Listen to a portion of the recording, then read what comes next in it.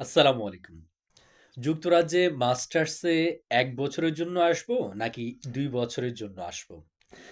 এটি নিয়ে শিক্ষার্থীদের মধ্যে রীতিমতো তর্ক, বিতর্ক, আলোচনা তুঙ্গে এখন।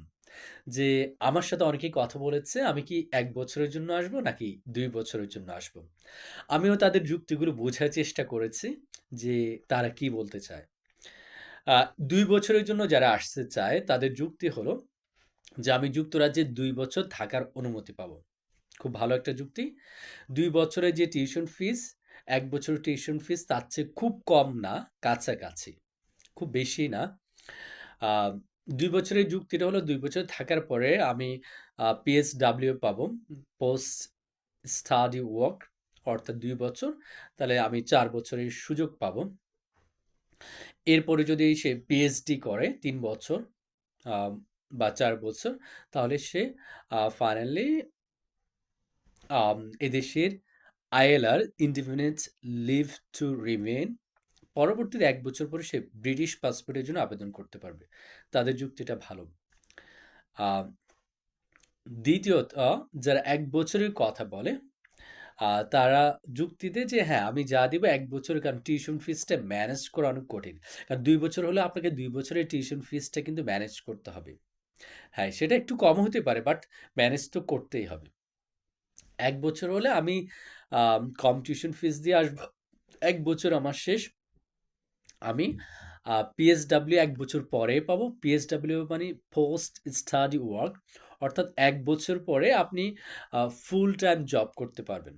সো ফুল টাইম জব করলে কি হচ্ছে আপনি প্রচুর টাকা ইনকাম করতে পারবেন। পরবর্তীতে এই টাকা দিয়ে আপনি অনেকে স্পন্সর ম্যানেজ করে ফেলে, অনেকে না আবার হয়তো পিএইচডির জন্য এপ্লাই করে বা অনেকে ডাবল মাস্টার্সও করে যদি সুযোগ থাকে। তো ১ বছরের সুবিধাটা কি যে আপনি ১ বছর পরে কিন্তু কাজ করার অনুমতি পেয়ে যাচ্ছেন। আর ২ বছরের সুবিধাটা কি? আপনি ২ বছর থাকার অনুমতি পেলেন। কিন্তু কাজ করার অনুমতি ২ বছর পরে পাবেন। সো ২ টাই ২ রকম যুক্তি আছে। এখন আমাকে কেউ যদি সাজেশন দেয়, আমি আসলে আম কি করব? কেউ যদি পড়াশোনা করতে আসতে চায়, প্রকৃতপক্ষে গবেষণাধর্মী কিছু কাজ করতে আসতে চায়, তাহলে তাদের জন্য ২ বছর ভালো। আর কেউ যদি না আমি এখানে ইনকাম করতে আসবো, তাহলে আমি মনে করি তাদের জন্য ১ বছর ভালো। কারণ ১ বছর পরে সে পুরোপুরি চাকরির অনুমতি পাবে। স্টুডেন্ট থাকতে সে ২২ ঘন্টার বেশি কাজ করতে পারবে না। অফিসিয়ালি, আনঅফিসিয়ালি ট্রাই করে অনেকে। আ আম ক্যাশ অন যে সার্ভিসগুলো আছে অর্থাৎ সাথে, সাথে ক্যাশের মাধ্যমে পেমেন্ট দেয় আ হাতে সেগুলোতে। কিন্তু অফিসিয়ালি যেহেতু ১ বছর পরে আপনি পিএসডব্লিউ পাওয়ার সুযোগ আছে, আমি মনে করি ১ বছর আসলে যারা কাজের জন্য আসতে চায় অর্থাৎ এদেশে টাকা ইনকাম করার জন্য আসতে চায়, সেটেল হতে আসতে চায়, তাদের জন্য ভালো। কারণ ২ বছর এসব পরিশ্রম করলে প্রচুর টাকা ইনকাম করতে পারবে। আর যারা অ্যাকচুয়ালি পড়াশোনা করতে আসতে চায়, তারা ২ বছরের জন্য আসতে পারে। সে আম আস্তে, আস্তে টিউশন ফিস গিলে দিলেও সে তার কোনো হেডেক নেই কাজ করার। যতটুকু কাজ করবে নিজে সারভাইভ করার মতো। আর বাকিটা সে পড়াশোনা করবে। সো এই ক্ষেত্রে তাদের জন্য ২ বছর বেটার। বাকি এরপরও বিভিন্ন যুক্তি আছে। সো ২ বছর পরে আপনি কাজের অনুমতি পেলেন।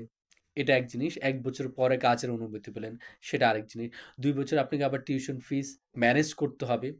১ বছরের টিউশন ফিসগুলো শেষ হয়ে যাবে।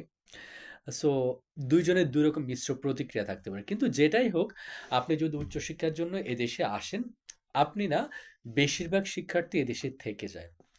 এরপরও যারা থাকতে পারে না তারা ইউরোপে পাড়ি জমায়। বিশেষ করে ইতালি, ফ্রান্স, স্পেন, জার্মানি এসব দেশে চলে যায়। খুব কঠিন না। খুব কম সংখ্যক শিক্ষার্থী বাংলাদেশে ফেরত যায়। সো হতাশ হওয়ার কিছু নাই। ২ বছরের যুক্তি আছে, ১ বছরের যুক্তি আছে। আমাকে যদি কেউ বলে, আমার কাছে মনে হয় যে কাজের জন্য হলে আপনি যদি এদেশে টাকা ইনকাম করার জন্য আসতে চান, তাহলে ১ বছর। আর যদি না আমি গবেষণা করতে আসবো তাহলে ২ বছর। যে জন্যই আসুন, আপনাদের সফলতা কামনা করি। আপনাদের সাথে লন্ডনে দেখা হবে এই প্রত্যাশায় আজকের মতো বিদায় নিচ্ছি। আপনারা সকলে ভালো থাকুন, সুস্থ থাকুন। আল্লাহ হাফিজ। আসসালামু আলাইকুম।